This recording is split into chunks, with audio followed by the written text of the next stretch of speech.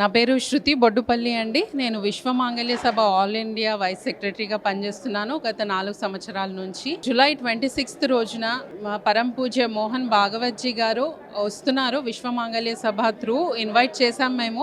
ఇక్కడ ఒక contemporary motherhood పైన తన ప్రశ్నలు జవాబులు ఎలా ఒక కాంటెంపరీ మదర్ ఎలా ఉండాలి అన్న విషయం పైన డిస్కషన్ ఉంటుంది. సో ఇంతవరకు ఎవ్వరు ఏ సహసంఘచాలకు కూడా ఒక మదర్ పైన మాట్లాడలేదు. ఫస్ట్ టైం మోహన్ భాగవత్జీ గారు వస్తున్నారు, ఒక మదర్ కాన్ఫరెన్స్ తీసుకుంటున్నారు. దానికి విశ్వమాంగళ్య సభ కండక్ట్ చేయడానికి నాకు చాలా సంతోషంగా ఉంది. అండ్ ప్రతి ఒక్కరూ ఈ సెషన్ వచ్చి దీని ఫుల్ లాభాలు తీసుకోవాలని నేను కోరుకుంటున్నానండి. Thank you. ఎందుకు మాతృత్వం పైన మీరు ఎందుకు ఇలా సెమినార్ పెట్టాలనుకుంటున్నారు? ముఖ్య ఉద్దేశం ఏంటి?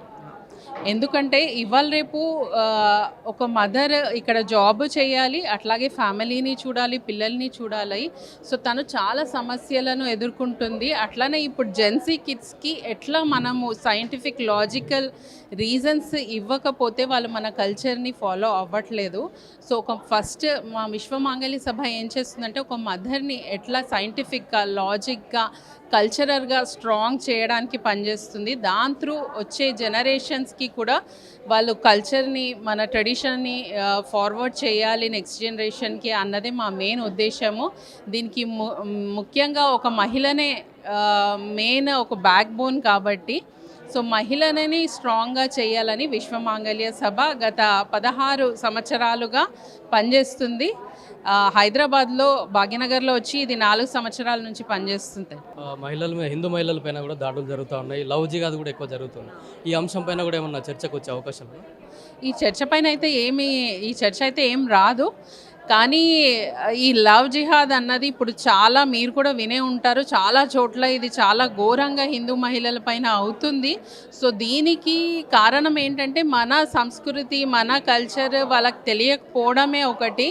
ఎందుకంటే ఇప్పుడున్న మహిళలకు కూడా టైం ఉండట్లేదు కాబట్టి వాళ్ళు చెప్పట్లేదేమో. ఒకసారి మేము మళ్ళీ ఆ మహిళలను జాగృతం చేసి ఇలాంటి ఇన్సిడెంట్స్ చాలా అవుతున్నాయి, మీ పిల్లల్ని కాపాడుకోవాలి, మన కల్చర్ని మన ట్రెడిషన్ని కరెక్ట్గా పిల్లలకి అందించి వాళ్ళు ఒకసారి మన కల్చర్గా స్ట్రాంగ్గా ఉంటే ఎవ్వరు వచ్చి లవ్ జిహాద్ ఇలాంటివి ఏవి జరగవు.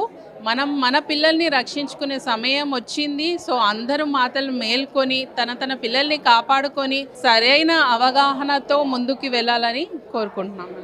గతంలో లవ్ జిహాద్ కూడా ఉండేది, ఇప్పుడు హోంవర్క్ జిహాద్ కూడా వచ్చింది. మన స్కూల్లో చూసుకున్నట్టయితే కల్మా చదవాలని కూడా చెప్తాను. స్కూల్లో కూడా ఈ లవ్ జిహాద్ అన్నది చాలా పేరుకుపోతుందండి. ఉట్టి లవ్ జిహాద్ కాదు, ఇది అన్ని చోట్ల అన్ని సైడ్లో నుంచి అవుతుంది. జిమ్ జిహాద్ జరుగుతుంది, ఐటీ సెక్టర్లో జరుగుతుంది. రీసెంట్గా స్కూల్లో కూడా ఒక అమ్మాయికి కల్మా చదవాలని 2వ తరగతి అమ్మాయిని టీచర్ చెప్తా ఉందంట. ఇది అసలు ఎంతవరకు సహిస్తాం మనం? ఇంకా మేలుకునే సమయం వచ్చేసింది. నేను మహిళలకు అందరికీ కోరుకుంటున్నాను, అందరూ మేల్కొని అసలు ఎలాంటి దాడులు జరుగుతున్నాయో ఒక్కసారి కళ్ళు తెరిచి చూసి దీనిపైన మనం తీవ్రంగా స్పందించాలి. లేకపోతే చాలా ముందు చాలా సమస్యలు ఎదుర్కొంటాము.